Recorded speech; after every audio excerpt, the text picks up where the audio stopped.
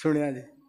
आ बच्चे ए आ चिट्टा ओ गुलाब जामुन और रसगुल्ला, ए कद्दू, ए लड्डू, ए बर्फी, ए बदाना, ए पेठा, ए दुआना, ए खरमानी, इन्हें जो कुछ शाह लैनी होवे ना, मामा मैंने जहाज लेना है, वो प्लास्टिक दा। मामा मैंने कार लेनी है, मैंने पजारो लेनी है, मैंने पराडो लेनी है, मैंने डाला लेना है, मामा मुझे जहाज ले दो। मामा कह दी पापा को कहो, पापा को। मामा मैंने आपको कहना, पापा को आपने कहना है भाई, पापा नू तू आख।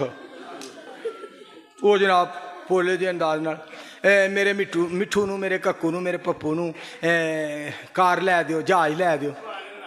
वो कहंदा जहाज लै दिओ, पैसे कोई किकरां नाल लगदे ने, टालियां नाल लगदे ने, दबोड़ां नाल लगदे ने।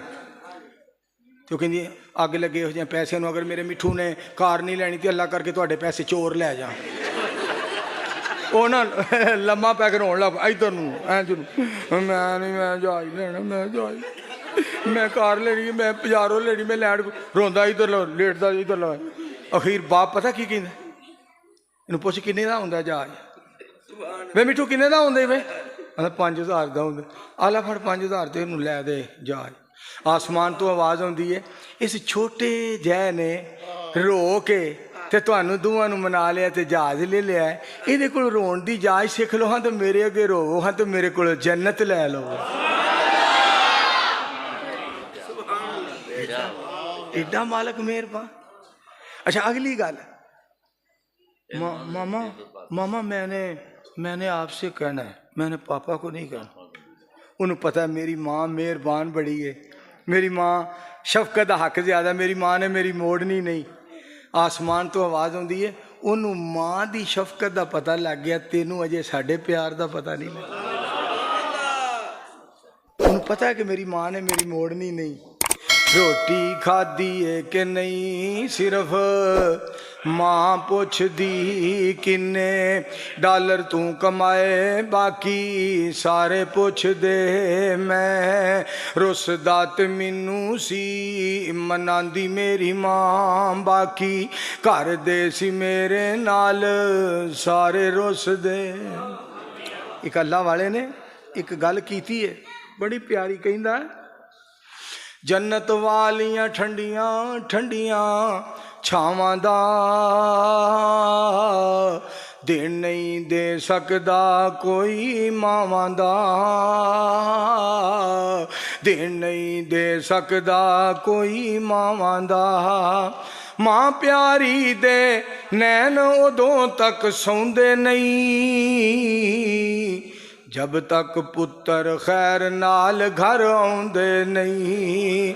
सिलसिला जारी रहिंदा मुफ्त दुआवां दा, देन नहीं दे सकदा कोई मावां दा। एक दुआ कर दिओ जिन्हां जिन्हां दे वालिदैन फौत हो गए ने, अल्लाह उन्हां दे वालिदैन दियां कब्रां जन्नत दे बगीचे बना।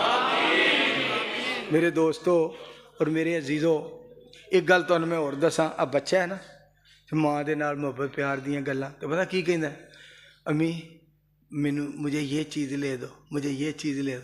ध्यान नाल सुनिया जी। और बच्चों को एडा प्यार है माँ बाप नाल, पता की कहते, हमारे पापा जिंदा है, हमें क्या किसी चीज़ की परवाह है। वो कपड़े ले देते हैं, वो बैग ले देते हैं, वो कापियाँ ले देते हैं, वो पेंसिलें ले देते हैं, वो हमें शूज़ ले देते हैं। जो हम कहते हैं पापा जिंदा हैं और हमारे पापा के होते हुए हमें क्या फ़िक्र है।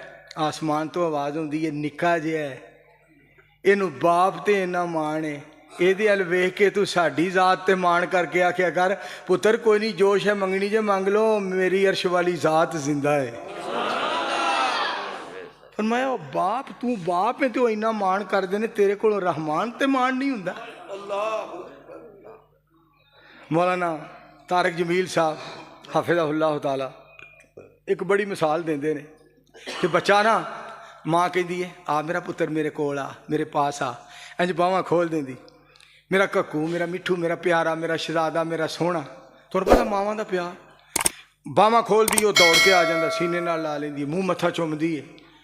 आसमान तो आवाज़ आती, उन्होंने झोली च पा लेंदी है। आसमान तो आवाज़ आती है फफिरू इलल्लाह, आ जा दौड़ के साडे दरवाजे थे।